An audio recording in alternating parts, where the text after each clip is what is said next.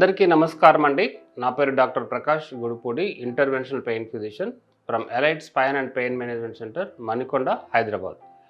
ఈ మధ్య కాలంలో మనం ఎక్కువగా ఈ రీజనరేటివ్ మెడిసిన్ అనే దాని గురించి ఎక్కువగా మనం వింటున్నాము. ఎస్పెషల్లీ ఎవరికైతే ఈ మోకాళ్ళ అరుగుదల కావచ్చు, కొంతమందిలో ఈ sports related injuries like tendons పాక్షికంగా దెబ్బతిన్న వాళ్ళు కావచ్చు, లిగమెంట్స్ పాక్షికంగా దెబ్బతిన్న వాళ్ళు కావచ్చు, వీటిలో కొంతమంది టెన్నిస్ ఎల్బో అంటుంటారు, కొంతమందికి రొటేటర్ కఫ్ టైర్స్ అంటుంటారు, కొంతమందికి ఈ ప్లాంటార్ ఫ్యాసైటిస్లో, వీటన్నిటిలో కూడా ఈ మధ్య కాలంలో మనము ఈ విరివిగా ఈ రీజనరేటివ్ మెడిసిన్స్ అనేది ఎక్కువగా మనం ఉపయోగిస్తున్నాం అన్నట్టు.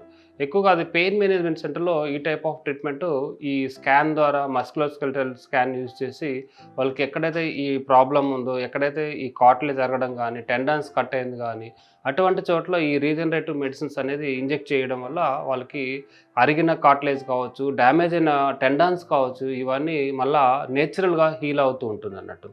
అసలు ఈ రీజనరేటివ్ మెడిసిన్స్లో ఎక్కువ ప్రధానంగా ఎన్ని రకాల అంటే లైక్ ఇంజెక్షన్స్ ఉన్నాయి అనే దాని గురించి ఈరోజు మనం మాట్లాడుకుందాము. ఇన్ డీటెయిల్గా వాటి గురించి అసలు ఏం డిఫరెన్స్ ఏంటి అనే దాని గురించి కూడా ఈరోజు మాట్లాడుకుందాం మనం.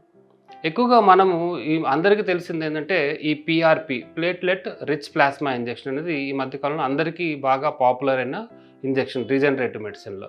అది కాకుండా మనము ఈ గ్రోత్ ఫ్యాక్టర్స్ కాన్సన్ట్రేషన్ అనేది కూడా ఎక్కువగా కొంత అడ్వాన్స్డ్ ఇంజెక్షన్స్ అన్నట్టు పిఆర్పి తర్వాత ఈ జిఎఫ్సి అనేది, దాన్నే గ్రోత్ ఫ్యాక్టర్స్ కాన్సన్ట్రేషన్ అని అంటుంటాం. ఇంకా ఇది కాకుండా కొంతమందిలో బోన్ మ్యారో కాన్సన్ట్రేషన్ అనే ఇంజెక్షన్ కూడా చేస్తుంటారు, దాన్నే స్టెమ్ సెల్ థెరపీ అని కూడా అంటుంటారు. కాకపోతే ఎక్కువగా మనం ఈ పెయిన్ మేనేజ్మెంట్లో యూజ్ చేసేది ఒకటి పిఆర్పి ట్రీట్మెంట్, పిఆర్పి ఇంజెక్షన్, ఇంకొకటి గ్రోత్ ఫ్యాక్టర్స్ కాన్సన్ట్రేషన్ అన్నట్టు.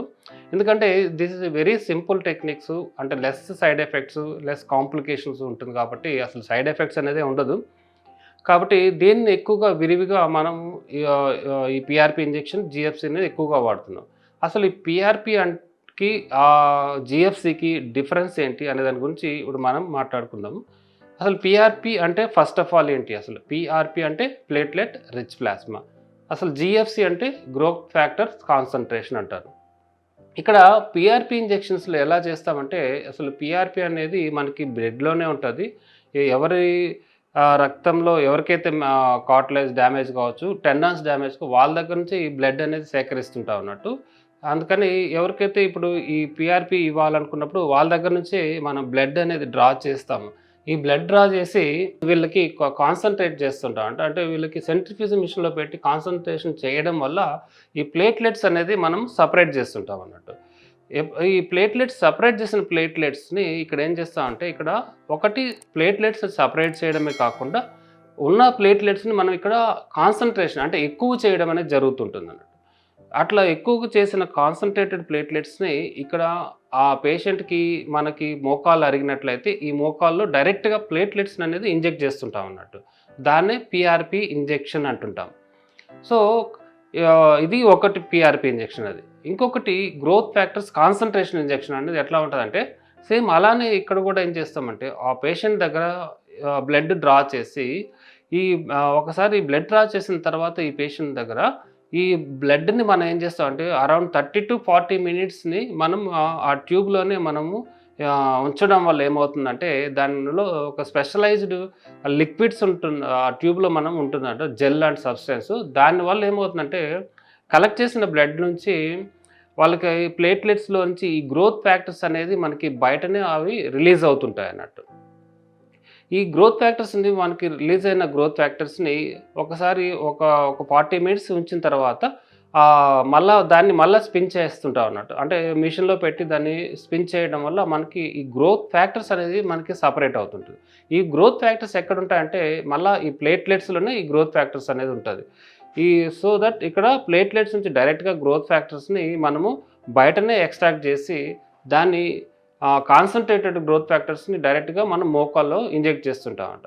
ఇక్కడ మీరు గమనించాల్సింది ఏంటంటే, అల్టిమేట్గా పేషెంట్కి ఏదైతే మనకి అల్టిమేట్గా వచ్చే ప్రోడక్ట్ ఏదంటే గ్రోత్ ఫ్యాక్టర్స్. అంటే మన పిఆర్పి ఇంజెక్షన్ డైరెక్ట్గా చేసుకున్న డైరెక్ట్గా ఇంజెక్ట్ చేసినా కూడా మోకాల్లో పిఆర్పి నుంచి అల్టిమేట్గా మనకి గ్రోత్ ఫ్యాక్టర్స్ అనేది డైరెక్ట్గా మన జాయింట్లో రిలీజ్ అయ్యి ఏదైతే రిలీజ్ అయిన గ్రోత్ ఫ్యాక్టర్స్ డ్యామేజ్ అయిన కార్టిలేజ్ని రీగ్రో చేస్తుంటుంది అన్నట్టు. ఇక్కడ మన గ్రోత్ ఫ్యాక్టర్స్ కాన్సంట్రేషన్‌లో ఏమవుతుందంటే, జాయింట్‌లో ఇవ్వకముందే మనం బయటనే ఈ గ్రోత్ ఫ్యాక్టర్స్‌ని తయారు చేసుకొని డైరెక్ట్‌గా గ్రోత్ ఫ్యాక్టర్స్‌ని అనేది జాయింట్‌లోకి ఇంజెక్ట్ చేస్తాం అన్నట్టు. ఇది మనం అబ్జర్వ్ చేయాల్సింది. పీఆర్‌పీలో ప్లేట్లెట్స్ ఇవ్వడం వల్ల జాయింట్‌లో ఆ గ్రోత్ ఫ్యాక్టర్స్ రిలీజ్ అవుతుంటుంది.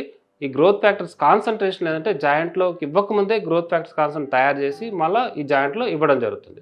అసలు దీనికి రెండిటికి కల అడ్వాంటేజ్ ఏంటి అనేది చూసినట్లయితే మనకి రిజల్ట్స్ వైజ్ చూస్తే పెద్ద ఎక్కువ అడ్వాంటేజ్ అంటే ఆల్మోస్ట్ నియర్ నార్మలే అని చెప్తుంటాం. కాకపోతే ఈ ప్లేట్లెట్స్ వల్ల కొంత ఇన్‌ఫ్లమేటరీ రెస్పాన్స్ అనేది ఎక్కువగా ఉండడం మూలాన వాళ్ళకి కొంచెం పెయిన్ అనేది ఎక్కువగా కొంచెం కనిపిస్తుంటది. అంటే పెయిన్‌కి లోనవుతుంటారు. కొంచెం ఒక రకమైన అనీజీనెస్‌కి ఎక్కువగా వాళ్ళు ఫీల్ అవుతుంటారన్నట్టు. అదే గ్రోత్ ఫ్యాక్టర్స్‌లో డైరెక్ట్‌గా గ్రోత్ ఫ్యాక్టర్స్ ఇచ్చినట్లయితే వీళ్ళకేమవుతుందంటే ఇన్‌ఫ్లమేటరీ రెస్పాన్స్ అనేది కొంత తక్కువగా ఉంటుంది కాబట్టి ఎక్కువగా ఈ పెయిన్ అనేది రావడం చాలా వరకు పీఆర్‌పీతో పోలిస్తే చాలా తక్కువగానే ఉంటుందన్నట్టు.